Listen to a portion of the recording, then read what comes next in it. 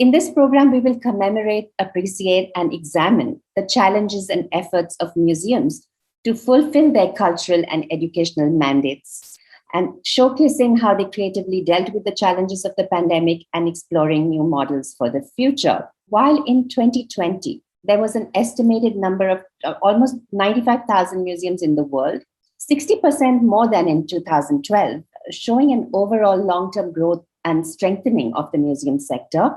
A report by the International Council of Museums shows that more than 90% of museums were closed due to the pandemic in 2020. In the first segment of today's program, our speakers will showcase how their museums dealt with the pandemic and transitioned into the virtual, as many museums were able to create nifty and unique opportunities to engage with their diverse audiences despite the serious challenges. And yet, even as many museums navigate these uncertain times and begin to strengthen their virtual avatars, will the online world ever be able to replicate or replace the wonder of strolling through museum galleries and halls, the excitement of chance discoveries and stumbling upon your next favorite artwork, or the magic of beholding millennial-old artifacts just an arm's length away? Will the churn of the current pandemic crisis hearken then the next phase of transformation in the museum space? How must we imagine museums of the future with learnings from this period of crisis and beyond? So for this deliberation, I'm very pleased to host on our Columbia platform 3 distinguished representatives of museums that are critical public landmarks, not only in the cities and countries in which they are located, but also in the world beyond.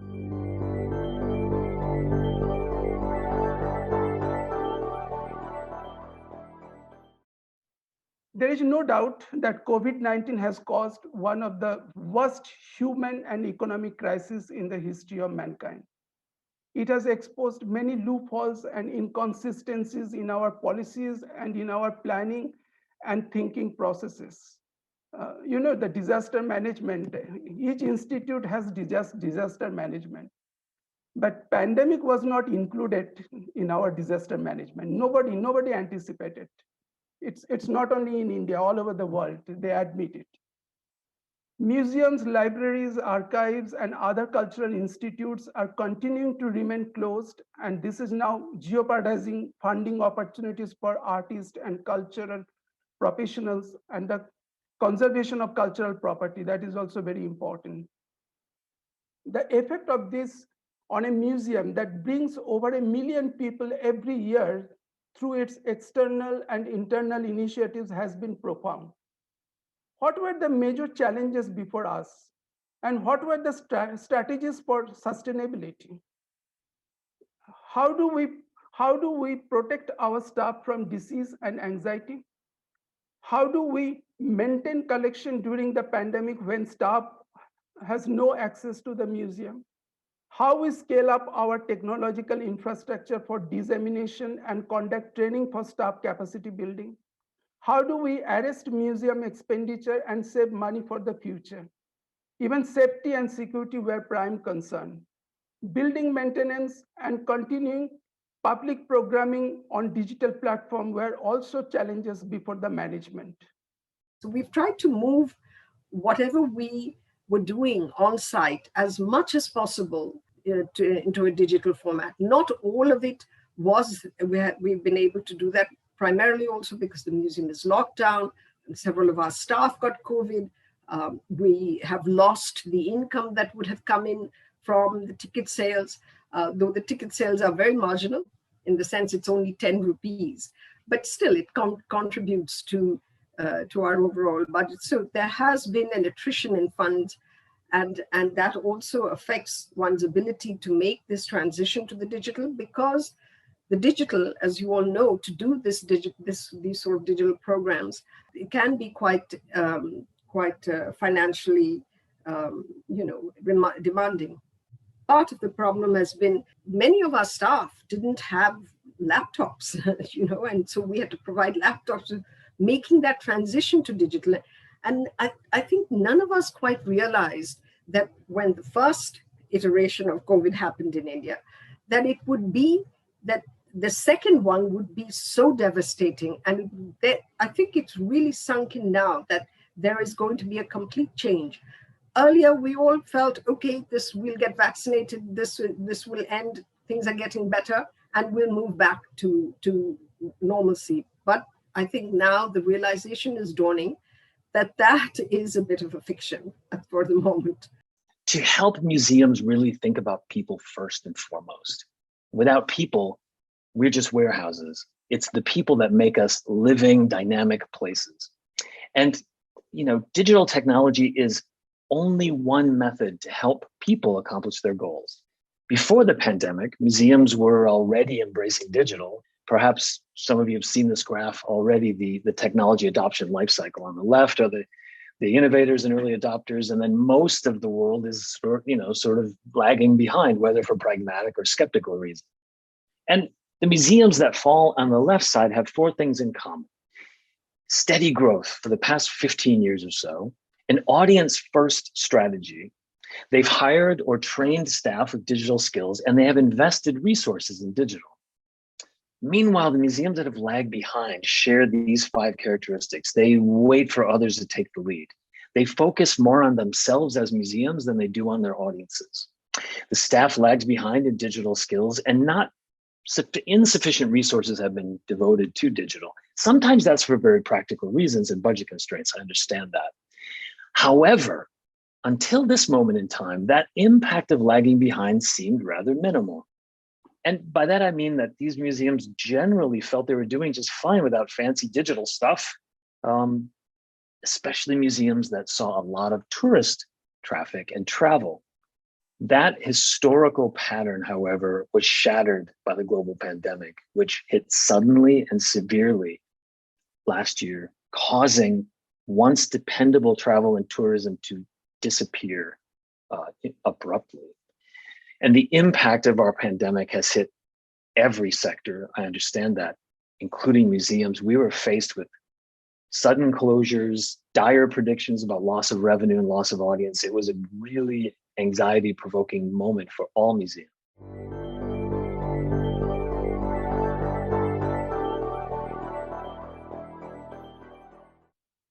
What were the strategies? And this is also very interesting. Strategies always emerge from the challenges. And here we identified challenges and we found the way out. Effective communication, sharing and connecting, exploring new business models, upgrading digital infrastructure, empathy. Some of the activities during pandemic, looking after collection, maintaining collection in different areas, with the help of conservation staff and resident members.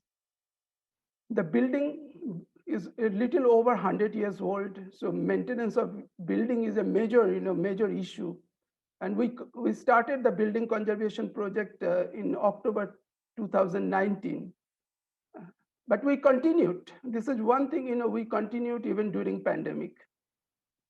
We should bring people together to learn more about their past, present, and future.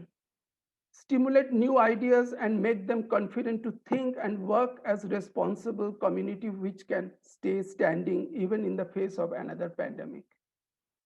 When there was a lockdown, no one was allowed to step out. We decided, why not, we allow our friends and well-wishers, a group of 5 or 6 people, to spend a couple of hours in the museum garden.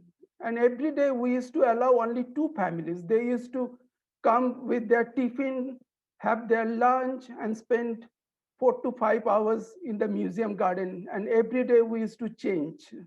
And there was a huge demand for that on prior appointments. So people used to register, and we used to consider 2 or 3 families maximum. And that really worked. We got the opportunity to witness public responses towards culture when museum was reopened briefly in February. For 6 weeks, this is the digital platform activities. As the museum evolves and grows in popularity, it becomes more accountable to the different communities living in the city. The Museum of the Future will be a community space where people can see their own identity in terms of cultural continuity. So how have we been able to connect with our audiences, with people who love the museum? We've been very fortunate. We have a partnership with the Google Cultural Institute, and that allows our visitors and our friends and those interested in the museum to explore the space. And it's quite remarkable because you can go right up to an object and in fact almost read the labels. And we are in fact exploring various ways in which we can expand this relationship with Google. This is our collections, which is on the Google Cultural Institute, and you can learn more about them. There are several of the exhibitions that we've had that are on Google Cultural Institute. And we revisit these exhibitions through various programs. Some of the ways in which we have done this through treasure hunts, giving people clues. So they have to go explore the museum and find out, and we give prizes, find out what's next. And we had a very successful craft creative labels competition, and one young person wrote a haiku poem on this painting. And again, they have to visit the website or the Google Cultural Institute to explore the museum. Jigsaw puzzles, word searches, crossword puzzles, and we do these crossword puzzles on different topics. So some of them are what is the museum behind the scenes? So what are the roles that our curators or different museum personnel, what kind of roles do they play? So to engage audiences in not just what is visible, but also what is behind the scene. And we do this in 3 languages. We do it in Marathi, Hindi, and in English. So we are very active on social media. We have monthly calendar, and I'll take you through some of our programming. One of our most successful efforts and initiatives has been the diploma course that we have on modern and contemporary art. And we are, again, exploring ways in terms of transitioning this into an online activity. Just as we're exploring how we can do exhibitions online, working with Google to see if it's possible to do 3D exhibitions with them and host it on the Google Cultural Institute. And we had a lovely shop, a really wonderful little cafe and shop attached to the museum. And people would just come there and read and sit, and it was out in the greenery. And a lot of these objects are inspired by our collections. And so it's very sad that we've had to close all of this down. So we're looking at, again, retailing these through e-commerce. But again, all of this requires manpower, finances, and so we're exploring all of these possibilities. What we've learned is that there are specific types of digital content that have performed particularly well for the Met and other museums during COVID-19. Your content strategy can be informed by these kinds of successes. Plan your digital content intentionally. So as you can see, things that are related to collection highlight objects have been very high traffic and very engaging. Stories, especially about people, especially in video, obviously content, I think for children and families, people were desperate for that. And the web pages that you have that are devoted directly to your collection objects are getting a lot of organic search engine traffic. And that's an interesting opportunity for us moving forward.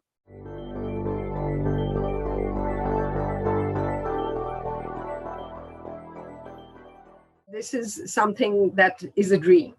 And it was almost a reality about 5 years ago. But various things happened, as they do with many big projects all across the world. This was an expansion plan that we conceptualized, and we had an international competition in which 104 architects participated, and the architect Stephen Hall won the project. And that would have allowed us to create a cultural commons.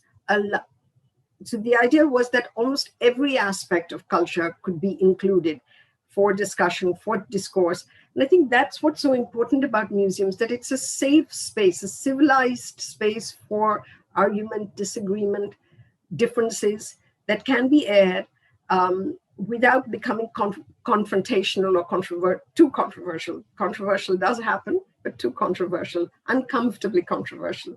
Please, just to quickly say how important it is to follow this process, because I think it's very important that Indian museums expand and Indian museums grow. Where do we go from here as we move into a post-pandemic world? We've seen massive gains in global participation, leading us to believe that virtual is here to stay. We will now evolve over time as we learn new ways of delighting our audiences. For example, when the Met opened our recent Goya exhibition back in February, attendance restrictions limited how many people could come to the big online party. We had a party, but it was quite small and the crowds were carefully controlled and had to queue up and stand 6 feet apart from each other. And it was perhaps not the kind of experience you would expect. By contrast, when we opened up a virtual doorway into that opening, almost 20,000 people logged in online from nearly every continent, despite drastic time zone differences. This was surprising, something we'll learn and build upon. Due to experience, we recognize in-person events with the networking opportunities and et cetera. But now at this moment in time, we're much more aware of the expense and the hassle and the potential health and safety considerations of physical experiences. By contrast, virtual events are actually more accessible. They can accommodate more participants. There's still some challenges around the technology, but all of us are expecting rapid growth in virtual events, even after the pandemic. As we move forward, we'll need to learn how to provide excellent hybrid experiences, which mix an on-site audience with virtual participants in real time. The technology actually isn't a huge challenge here. The structure of the event, how well it's facilitated, and how we invite and delight people are the key factors for success. So museum reopened for 4 weeks. About 8,000 visitors visited the museum. And that was quite surprising. We were surprised because we expected only 40, 50 people, but average 300 people visited. A part of the museum was kept open for visitors. And you could see people standing in queue. So there is a hope when situation improves, post-COVID era, people will come back to their museum.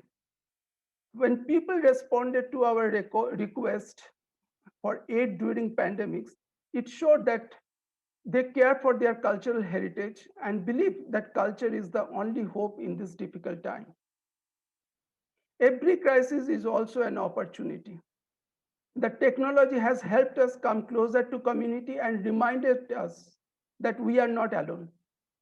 We have experienced with social media, digitization, and new hybrid forms of cultural experience and dissemination even before the pandemic. Of course, the transition was not so smooth, but the previous experience helped staff to create a robust digital infrastructure for the present. We believe technology is not something that will change human lives drastically, but how we make things simple for staff and audience. The dependency on technology will be reduced considerably during post-COVID era, as art is a physical and sensory activity. There is no second question. Art is a physical and sensory activity. If you want to enjoy art, you have to come back to museum. You have to see the original. There is no replacement of original. The museum will have to work hard to win the hearts of the local community and visitors by improving infrastructure, exhibition quality, innovative public programming, and health safety requirements during the post-COVID era. ICOM President Alberto says, the museum of the future is being built today, unquote. We all know museum is not a building or object, but an idea. We have one biography, and it has many biographies.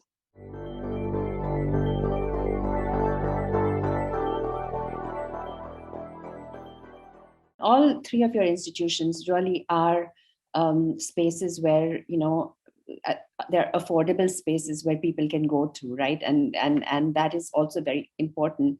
And then, of course, they're cultural spaces, which is an essential, part of our humanity. And I'm going to quote something that one of our audience members has written, Fleur de Souza, and she said, the idea that our hope for our world that cares, a world in need of healing, comes from the idea that culture is universal and museum spaces can contribute to this idea. And she thanks us for a wonderful panel. What you have all presented, actually, the nimbleness, the flexibility, the willingness to experiment, but always keeping people first. Whether it's children or whether it's with, students who are being educated, whether it's community members, who are adults and have access to your spaces as educational spaces, physical or online. And your idea, even as a digital officer, of putting community and people first. So I think the Museum of the Future is in good hands with the leadership that we have currently, paving the way it's come a long way from this kind of cloistered private museums that were, the privy of the rich only, and that took objects and acquired them. I think the idea of fairness, compensation, equity, and outreach and community was reverberating in all the words that you shared with us and the presentations you shared with us today. So I'm deeply inspired, and I can't wait to log on to your programs online, and honestly, for the pandemic to be over and come to each of the museum spaces that I have grown up with as a Bombayite and as somebody who is also a New Yorker. I can't wait to visit all of these spaces that you are helming.